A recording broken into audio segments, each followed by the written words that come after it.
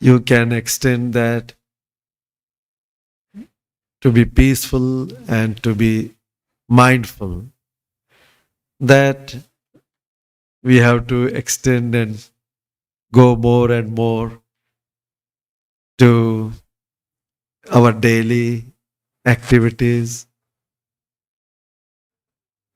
and to support this mind development. The whole thing is just mind development, nothing else. Bhavana, Citta Bhavana, the development of the mind. How do we do that? Sitting and meditating is one, but we are not sitting whole day. Life will not run just if we sit whole day like this. So Lord Buddha was very practical. He advised us to develop this mind through different ways. One of the important developments that we have to do is to, if you see your mind, what is it occupied with from morning till night? Whatever we think, whatever we do, the most common thing that the mind is occupied, the mind is busy, is with oneself, the thoughts of self. I, mine, this I have to do, again this is mine, I have to get it. This is not mine, I have to get rid of it. All the time with eyes and minds. Mind is occupied. I am happy, I am not happy, I am feeling like this, I am not feeling like this.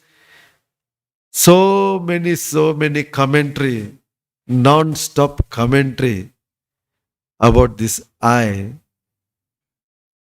And all said and done, this I is not there. This I doesn't exist. Yet we are so busy with that. Huh? So how will you give break to it? That's why Lord Buddha said, practice generosity. Generosity means not I, somebody else, not mine. I just leave it. Giving, sharing, charity, all these things. Then it will bring compassion, it will bring love. Again, it is not I, somebody else. So at least that break, it is like a brakeless car going to hit, So now at least you give brakes. When you practice generosity, you are sharing. It is not just I, mine. If there is something, any wealth or anything or for that matter, anything. So may this also help others. May this also give some comfort, relief from suffering to others. If that kind of motivation is there, then the mind turns towards positive thing.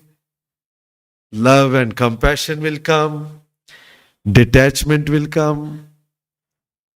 Concern, care will come. Then the wheel of dharma will start. Otherwise, wheel of attachment, wheel of dukkha will start. Wheel of ignorance will start. Wheel of craving will start. Wheel of reactions. I like this. I don't like this. I want this.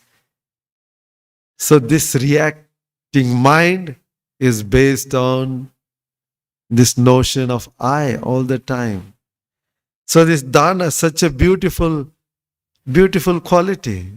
Very beautiful quality. How many times you have given dana?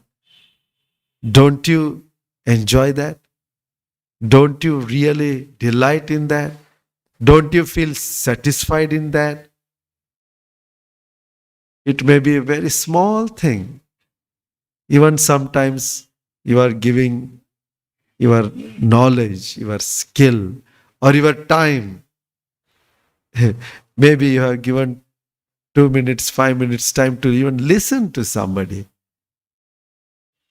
Something giving where this non-stop running of self-importance, everything surrounding self is given break and something else is given importance.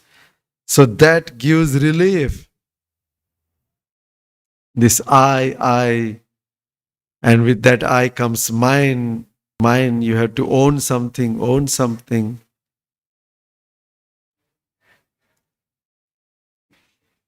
The biggest burden in life is this I. It is more heavier than your 1 ton something carrying on your head. That is nothing compared to this I. This is so big burden. Just unload it.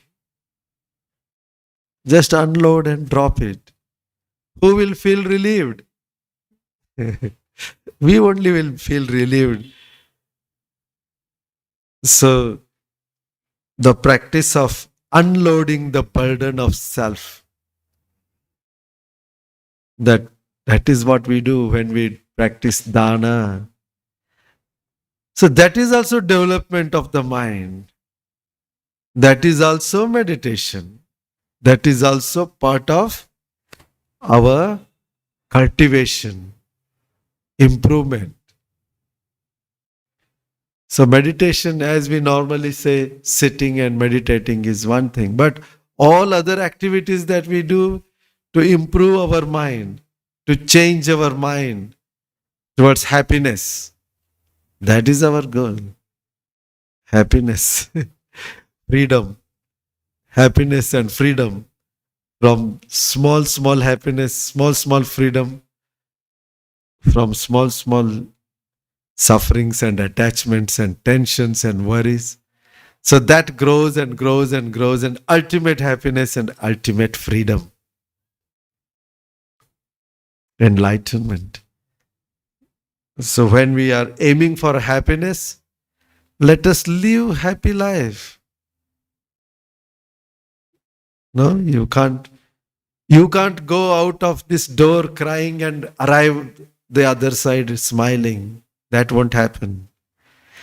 If you go crying, you will arrive crying that side.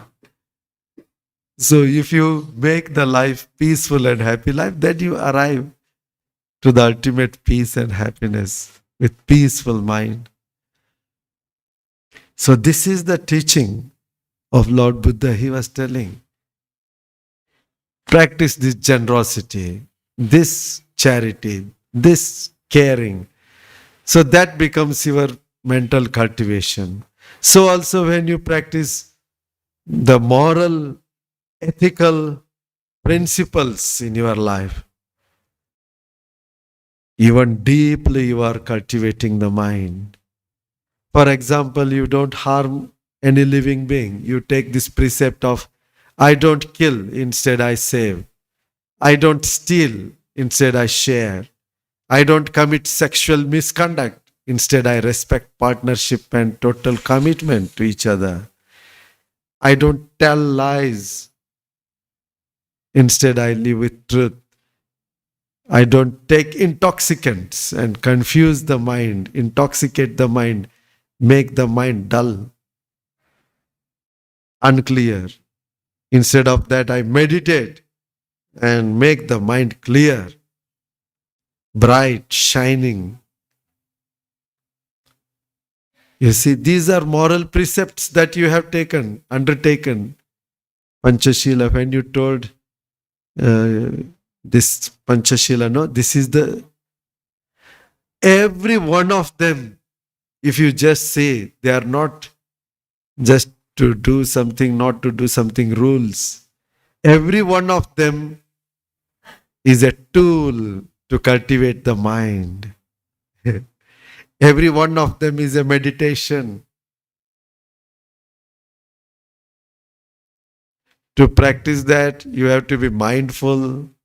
Say you are not going to harm, you are not going to kill, you are not going to cause pain to any living being. So you are mindful.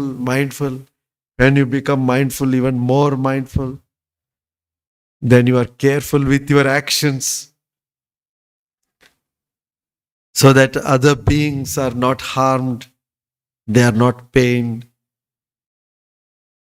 When you do, even for example, sweeping, you are careful. Oh, may these beings not be harmed. Or you are pouring water or cleaning your toilet or bathroom, and then you are careful. Oh, maybe there are insects. If you see insect, then you remove and then pour water. Like that, it becomes a beautiful attitude. You will not say, oh, this fellow has come here disturbing me, and this fellow is making dirty with that insect is coming, or mosquitoes are coming, or lizards are coming. Instead of that, you enjoy. Okay, you are here. Now you please go. You nicely send them out peacefully, happily, lovingly. Why to get upset with them? So you see, mind is changed. So Shila is also meditation. Dana is also meditation. You are you are mindful of your commitments in partnership, mindful of responsibilities, and mindful of what can harm, what can break the partnership. This selfishness, this unending, uncontrolled desires, or this anger and impatience, these things can break the partnerships. So you are aware, no, I forbear, I manage this. Let go. There is something more in partnership. So you respect that partnership, that commitment, that support to each other, not just to live, not just to live our day to day life and manage day to day life, surviving day to day life, but to give support to the mind, giving knowledge, sharing knowledge, support to the emotions, and support to spiritual practice. Partnership is ultimately to support each other to go higher and higher. So, this kind of awareness is also meditation. That is also mindfulness. That is also understanding. So, you can see how mind can be developed in all circumstances in a practical way. So, this is what the Buddha taught: cultivation of the mind, bhavana.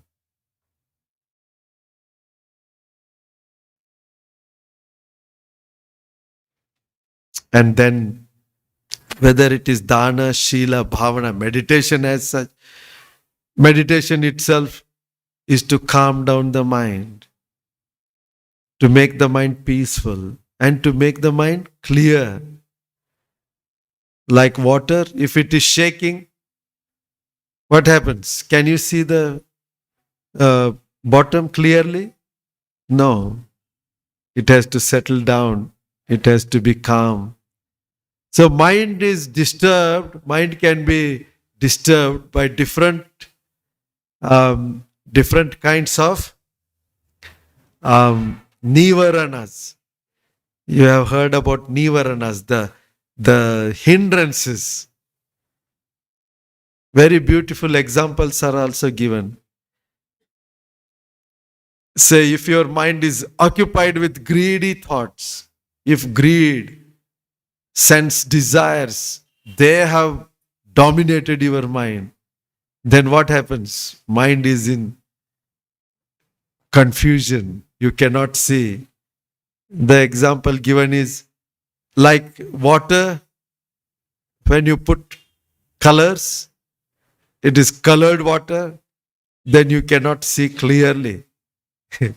So that has to be cleaned up. So if in your daily life, if they occupy, dominate, determine your day-to-day activities, then it is going to be difficult. So calm down, purify.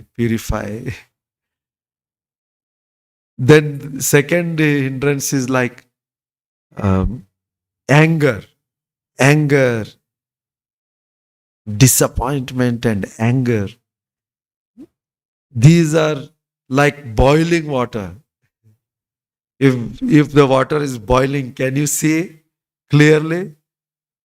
No. So anger is another big hindrance. So you calm down, let go. May I be happy, may all be happy. That's all. So simple. Let go. Nobody is perfect. I will forbear. I will practice patience, forgiveness and forbearance. That is called patience. You forgive and forbear. Difficulties will come. Okay, you forbear with peaceful mind.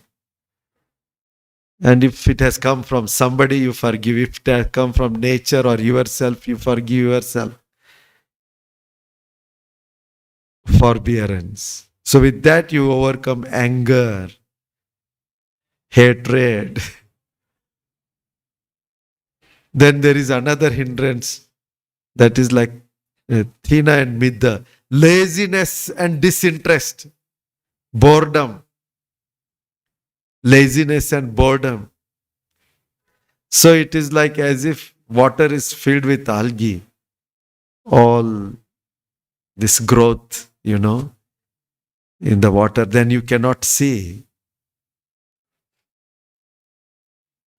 Then there is another hindrance. It is like Uddhacha Kukucha. Restlessness and worry. Mind is restless, running here, there. One is just running here and there. And add up that one with worries. Worry means what? Worry means, I have done this, shouldn't have done that. Or I didn't do that, I should have done that. Something to be done and that you have not done, that is worry. Something shouldn't have been done and that you have done. Ku me katang, su me na katang. Something wrong has been done or something good has not been done. So the thoughts, when you think about that is worry. Nothing more. This I have done, that should be like this, I should have told like that. So restlessness and worry, it is like storm water. If water is blown here and there from four sides, then again water is not still. It is, you cannot see the depth. Then there is one more hindrance. That hindrance is doubt. Doubting. Oh, is it right? Is it not right? Is Buddha, the enlightened one, the Buddha's teaching is okay or not? If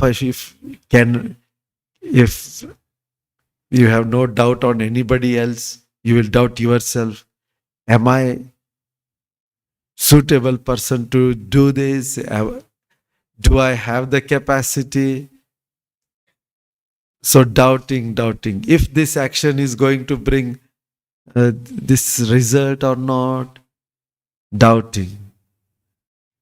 Doubting is to remain in ignorance. Instead of doubting, you should have inquiry. Inquiry is you see the truth as it is. That is wisdom. So when the mind is occupied with doubts, it is like muddy water. You cannot see again the bottom. No? So the water can be disturbed in different ways. So also mind is disturbed. These are our day-to-day experiences. So to keep the mind clear, for that you need calmness. So that is also development of the mind. When you make the mind calm, that is developing the mind. Sitting and meditating, or you are working, doing it peacefully, with calmness, with concentration. Isn't it a good practice? We can do that, no? It is not something beyond. It is just doing it. Just do it. Then it happens. As simple as that. It is not beyond. Just we have to keep on trying. It will not happen all the time. Sometimes it happens. Sometimes mind is calm. Again some storms are there. Again you calm down. Storms will come. Calm down. That is how mind get exercised. You know, children, when the babies are born, they start moving their arms and legs and they start turning up and down, and then like that they exercise the muscles and the bones. So that exercise will make them more stronger and stronger. As they grow, they're running here. There's so many physical exercise.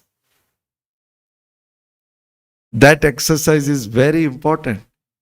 It strengthens. So in daily life, we have to make exercise to the mind. So when storms are coming and you exercise the mind, okay, I am patient, let go. I observe the storm. If it is greed, okay, I am observing this greed. Let it come any amount. Let me observe how much it comes. If it is anger, watch that anger. Okay, I am going to observe this anger. I have anger. This is angry thought. You observe it and you will see a miracle. What is the miracle? It becomes weaker and goes. Why? Because you are observing. Observing mind is wisdom mind. Observing mind is knowing. Observing means what? You are knowing. That knowing faculty is wisdom. Wisdom means a positive state of mind. So there are angry chitta, angry chitta. You see, what is mind? Mind is a chitta arising and passing. Next chitta arising and passing. So if you are angry for 2 seconds, millions of angry chittas have come. Anger, anger, anger, anger. And in between, you have become aware. Oh, this is anger. Then it is anger chitta, then there is wisdom chitta, wisdom chitta. Again anger chitta, anger chitta. Again you bring wisdom, wisdom, wisdom. You bring patience, patience.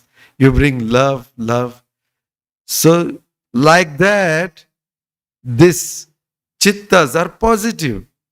So when the chittas, instead of 100 angry chittas coming, in between you have induced 10, 20, 30 wisdom chittas, so that anger has lost its steam. It has become weaker. So that's why when you observe your mind, you will see that miracle happening, that anger becomes weaker and weaker. If you are impatient and irritated, watch it. I am impatient, I am irritated, I am irritated. Just watching itself makes it weaker and weaker and weaker. This is the way, not running away from this problem, bouncing on the problem. Make that as your life principle. The more you run away from problem, the more it will get steam, it will multiply and follow you. But you just bounce on the problem. Okay, I'm going to watch it. Exactly, I'm going to face it. This unsatisfactoriness, okay, I face it. This pain, I face and watch it and let go. Physical pains, mental pains, something coming from outside, everything you can face it. And wisely, what is the proper thing to do? Oh, I will do that. So then you are entering into the field of wisdom, vipassana. Not just calming down the mind, but understanding, knowing the mind, knowing the body. This is vipassana. Then as you go deeper, you will see, oh, this is also impermanent. My body, mind are impermanent. Somebody else is shouting, that is also impermanent. That person is doing good to me is impermanent, doing bad to me is impermanent. Why should I hold on and struggle and struggle and struggle? What is proper thing to do? I will do peacefully with wisdom. So this is the training. Bhavana, Citta Bhavana at very deep level. So this you can work very clearly when you understand the truth of impermanence. That everything is changing. Everything is changing. The more and more that becomes clear and clear, then you let go, you remain calm. That becomes your habit, that becomes your natural life. Okay? So this Citta Bhavana is our practice. Okay? So is it only in the sitting in meditation hall, or is it in daily life? Daily life is your meditation practice. Your house or your office or your every place is your meditation center. Make your office as meditation center, your home as meditation center. Everywhere is meditation center. Okay? In Satipatthana Sutta, Lord Buddha tells, no, all activities, looking here and there, raising your arms and this one, or stretching your arms, or in or out, or walking forward, walking backward, walking this side, eating, drinking, sleeping, sitting, going to answer the calls of nature. Everything you do with Sati Sampajanya, Sampajanakari Hoti. You become wise observer. Wise observer. So isn't it a beautiful way? The Buddha has given very simple, beautiful way to overcome all sufferings, the causes of suffering, to enjoy happiness, to enjoy peace, and to enjoy freedom here and now, and ultimately realizing ultimate freedom. That is the purpose of Buddhism. What is Buddhism? To experience happiness and enlightenment. Experience happiness here and now. Make that life a path to enlightenment. Full happiness, full freedom. Okay? So I conclude here with this, today's discourse. Citta Bhavana. Will you remember? Citta Bhavana. Dana, Shila, Bhavana. All are Citta Bhavana.